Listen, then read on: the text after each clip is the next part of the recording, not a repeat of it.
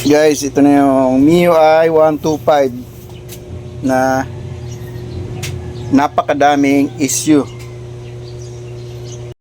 Hinila lang ito kasi hindi umaandar.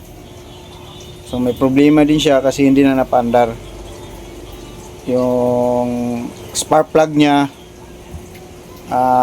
shorted. Tapos yung starter motor niya magre-redondo siya mga ilang segundo lang, tapos sunod na pindot, so hindi siya nagko-continuous ng redondo. Pag pinindot mo ulit, so ayaw na siya mag-start. So yun nga, doon sa starter motor, yung carbon brush niya is repair na. So sumisikip siya dun sa mismong pinaglagyan ng carbon brush. So ayaw siya matulak ng spring. So yun yung mga dahilan na trouble. GPS niya hindi nakakalibrate. At saka yung TPS angle niya hindi naka-sitting din. So nakaangat siya. Nakaangat siya ng konti. So ang history talaga nito is sikanhan na to nabili. Tapos sabi nga ng may-ari, dalawang beses na to na top overhaul. Tapos yung minor niya hindi mapatino. And then so nakita ko din na yung auto sensor niya is hindi gumagana. So ayan, pinalitan ko na to ng auto sensor. Ayan, goods na yan, gumagana na yan. Tapos yung isa ko pang nakita, yung fuel pump niya malakas. So ang standard pressure ng fuel pump is 40 psi. So maabot siya ng 48 or to 50 pag ina-accelerate. So napakalakas. So doon pa lang hindi talaga titino yung minor niya. At saka dahil yung auto sensor niya is hindi gumagana.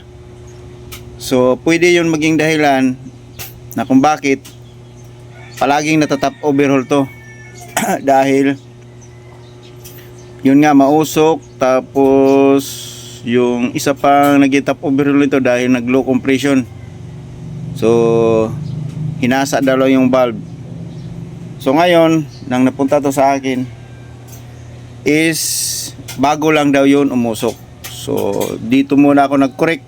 Kinorek ko to dito kasi hindi din mahalata kung ano talaga yung usok niya. Kasi yun nga, malakas yung buga ng fuel pump, tapos hindi gumagana yung auto sensor. So dun muna ako nag troubleshoot. Yun muna yung inuna ko. Tapos yun, mausok pa rin.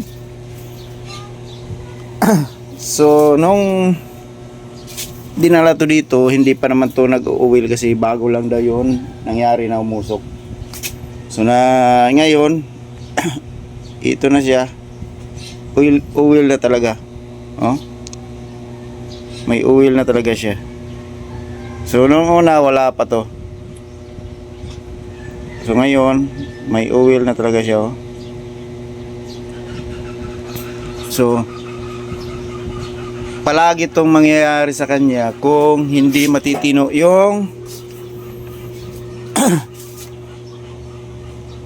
yung minor niya, kasi pwede yun mag-rich mixture dahil sa hindi gumagana yung auto sensor at saka malakas yung pressure ng pump. Ang mangyayari, madaling masira yung mag-iinit yung makina at pwedeng ikasira ng cylinder block, magagasgas, or yung magkakaroon ng sira doon sa ring, at saka yung magkakaroon ng maraming carbon deposit doon sa chamber, doon sa valves. Kaya pwede rin maging dahilan ng mag low compression. So ayan, ngayon kakalasin ko to. Top overhaul na ulit. So sikanhan lang to. So sa pangalawang may-ari, makakatatlong top overhaul na to. Iwan ko lang doon sa naunang, sa pinakaunang may-ari nito. Ayun, mangyayari talaga to kasi yun nga eh, wala sa tamang sitting yung ano niya, wala sa binor. Pwede ito naging rich mixture. Yan, kakalasin ko na to.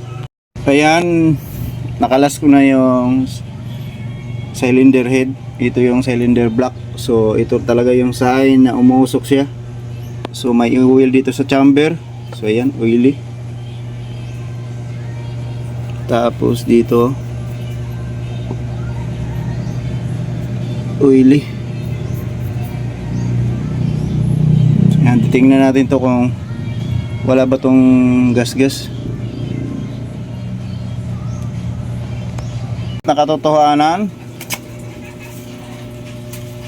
yung piston niya ang laki ng tama.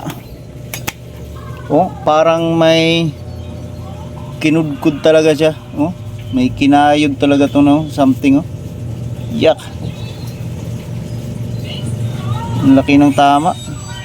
Yan.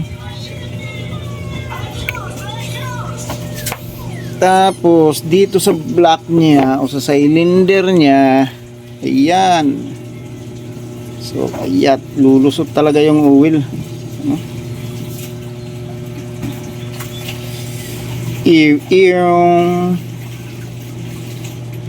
Ayan. So palit block kit o cylinder block seat. So yun, kaya mausok talaga siya. Iwan ko kung anong kinudkod nito.